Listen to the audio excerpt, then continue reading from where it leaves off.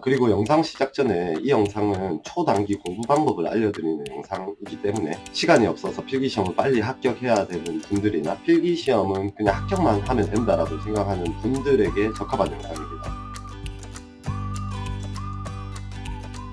지금부터는 필기시험을 속성으로 공부하는 방법을 좀 설명을 드릴 건데요. 먼저 첫 번째는 필수 이론은 암기하고 실행 문제를 좀 시작을 하시는 게 좋습니다. 이 말이 뭐냐면 예를 들어서 속도의 단위가 바다에서는 노트를 사용하죠.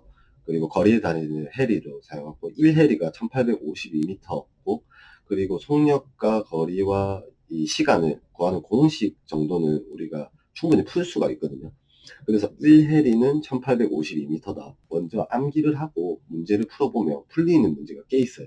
또 마찬가지로 만조와 간조, 그리고 뭐 조석 차에 대한 문제, 또는 요트의 경우에서 세일의 꼭지점을 부르거나 선체의 왼쪽을 말하는 용어, 포트, 그리고 선수 쪽을 말하는 바우라는 이런 용어 같은 경우는 그 사진 한 장에 그림이 있거든요. 배 모양으로 이게 도시고 이게 메인세일, 이게 집세일, 그리고 밑에는 킬이고 하는 이 그림을 먼저 외우고 이제 시험에 공부를 시작하면 조금 더 이해가 빨라요. 그리고 똑같이 신호기의 색깔에 따라서 뭘 어떻게 해야 되고 뭐 하는 이런 간단한 암기 형태의 필수 이론을 먼저 공부를 하라. 이게 첫 번째고요. 그리고 두 번째는 700제를 먼저 한번 풀어봐야 돼요. 이 풀어봐야 되는 이유는 뭐냐면 공짜 문제라고 하는 상식 문제랑 그리고 내가 이미 알고 있는 문제를 먼저 풀어봐야 되거든요. 그래서 외워야 되는 문제수를 줄여나가는 과정을 첫 번째 또 하셔야 돼요. 안 외워도 되는 문제를 제외시키는 과정을 700제 풀기 과정이고요. 예를 들어서 이런 거죠. 어떤 문제가 있냐면 상식 문제인데 보트를 조정하여 익수자를 구조하는 방법으로 가장 거리가 먼 것은 하는 문제가 있어요. 각 타력을 이용하여 미속으로 접근한다. 그리고 익수자까지 채도 속력으로 접근한다. 그러니까 딱 봐도 을이 아니죠. 그러니까 보트 타고 가다가 사람이 빠졌는데 구조하려는데 익수자한테 채도 속력으로 접근하면 부딪힐 수 있겠죠. 사고가 날 수 있단 말이죠. 그러니까 이렇게 상식적으로 그냥 풀리는 문제가 꽤 많아요. 그리고 또 아는 문제라고 해서 그 항행 중 비나 안개 등에 의해 시정이 나빠졌을 때 조치사항으로 틀린 것은 각 낮에도 항해등을 점등하고 속력을 줄인다. 맞는 말이죠. 그리고 다른 선박의 무중신호 청취에 집중한다. 다른 선박의 소리에 집중을 해야죠. 그리고 주변의 무중신호 청취를 위해서 기적이나 사이렌은 작동하지 않는다. 이거 조금 애매하죠. 근데 이제 정을 보면 시계가 좋아질 때까지 기다린다. 맞는 말이죠. 병만 애매하고 나머지 것들은 다 아는 거죠. 그러면 결국에 병이 이제 정답이라는 말이거든요. 그리고 또 풀어서 맞는 문제의 유형이 있어요. 예를 들어서 조타 명령에서 미드십이란 무엇인가? 사실 미드십이란 용어는 아마 처음 들어보실 건데 그냥 이 미드라는 말이 중간이라는 거는 아는 분들이 많으실 거란 말이죠. 키를 중앙으로 유지하라. 그리고 을을 보면 자연으로 최대각으로 조타하고 우연으로 최대각으로 조타하라. 근데 미드는 중간인데 자연과 우연은 절대 아닐 것 같고 현 침로를 유지하라. 그냥 결국 답은 갑이나 정 중에 하나인데 미드라는 말 때문에 중앙을 유지하라. 약간 이게 풀리는 문제죠. 그래서 풀어서 맞는 문제. 그리고 또 하나 예시를 보면 동력 대상 수상레저 기구의 보험 가입 기간으로 가장 오른 것은 갑 소유자의 필요시에 가입을 등록 후 1년까지만 가입, 병 등록 기간 동안 계속하여 가입, 정 사업 등록에 이용할 경우에만 가입. 사실 갑을 병정 모두가 맞을 수도 있는 답이긴 한데 그래도 상식적으로 가장 맞을 것 같은 게 바로 병이죠. 등록 기간 동안 계속하여 가입한다. 요 부분. 사실 이렇게 애매한데 자기가 직접 풀어가지고 나중에 채점을 해봤는데 맞잖아요. 그럼 이런 문제는 절대 안 까먹어요. 이런 문제는 그냥 아는 문제라고 보시면 돼요. 그리고 풀어서 틀린 문제 유형도 있어요. 예를 들어서 야간 항해나 황천시 추락 등에 대비하여 착용하는 것은 갑, 구명보안, 라이프라인, 병, 하네스, 정, 계류색. 추락 등에 대비하여 착용하는 걸로 하면 을에 보면 라이프라인이라고 해서 그냥 생명줄 뭐 이렇게 아니면 뭐 안전줄 이렇게 해석이 되겠죠. 그래서 이거 을 같다 해서 을 했다가 나중에 채점을 해봤더니 답은 이거 하네스거든요. 내가 맞다고 생각했는데 틀렸다. 이런 문제도 따로 표시를 해놔야 돼요. 그리고 전혀 모르는 문제가 있죠. 거의 대부분일 텐데 국제해상 부표식에 우리나라의 무슨 지역인가? 이거 사실 저도 잘 모르거든요.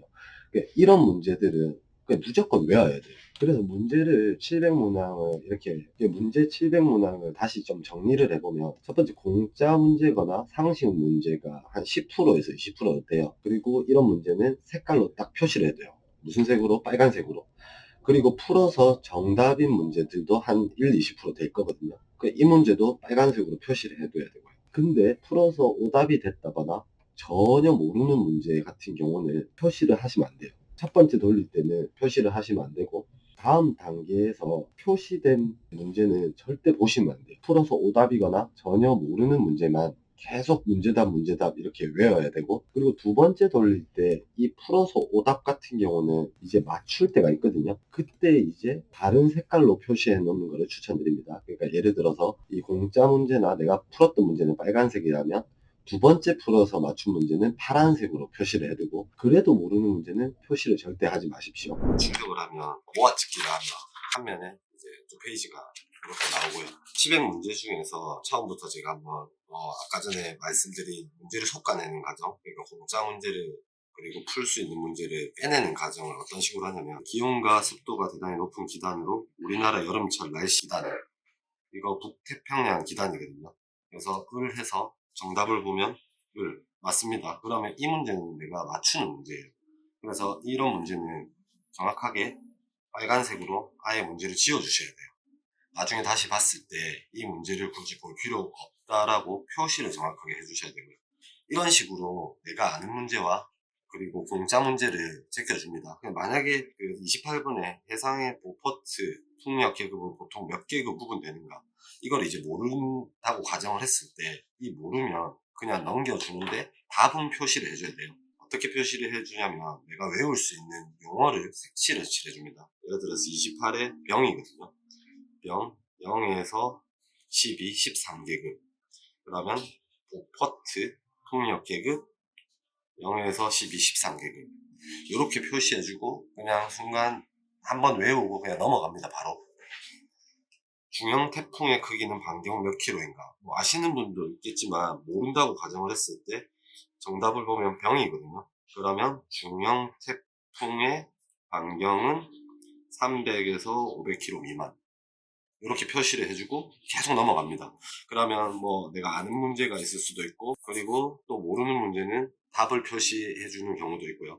이런 식으로 처음에 문제를 1번부터 700번까지 쭉 풀다 보면 어떤 문제는 지워져 있을 거고, 어떤 문제는 이제 문제와 답이 표시가 되어 있을 거예요.